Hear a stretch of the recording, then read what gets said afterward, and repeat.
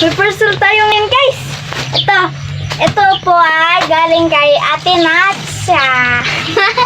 Hello guys, may parcel tayo. So ito po ay galing kay Ate Nati. Order po to ni Mama sa Shopee. Ito po ay kay Nanay. So, i-unbox natin siya. Si tatay kasi, hindi siya mahilig matulog sa karton. So, Sa karton? Ay, sa karton. Kutsyon. Sa kutsyon. So, binilihan niya nanay ng banig kasi sira-sira ng banig ni tatay. Ito. So, kumuha tayong gunting. Be careful for scissors, kids. Okay, let's open na. Ito na, guys. Nabuksan na natin. Wow! Ang ganda niya, guys. So, ayan.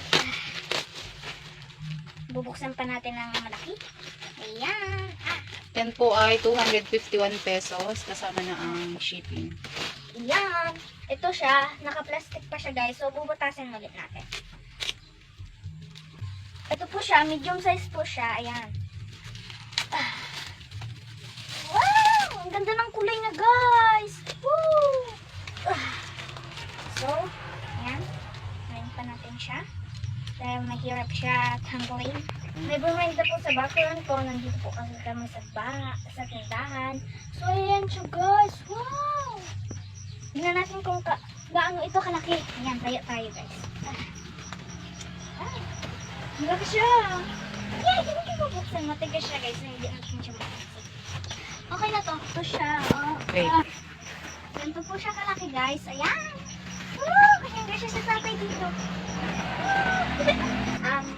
Ito po ay banig na pandan.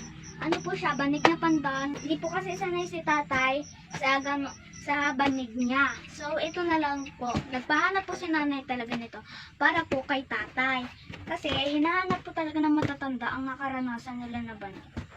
Nakaranasan. Nakasanayan. Nakasanayan na banig. Ayan, tingnan niyo yung color. Yan. Ang ganda. Yan. First time pa lang ako nakakita nito, guys. First time nakakita ng ganyang gandang banig.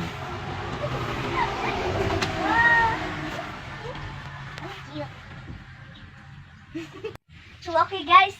Tama na tayo sa paghiga. Magano na tayo. Itiklop natin siya. I-deliver na natin siya kay tatay. So, ayan. Ikot-ikot na lang. Ayan. Ayan. Ayan na. There's your delivery.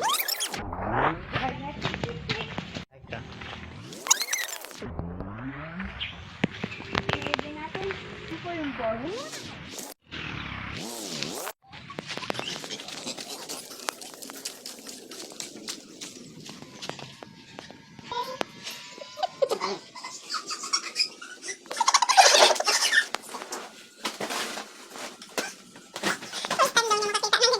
Bye guys!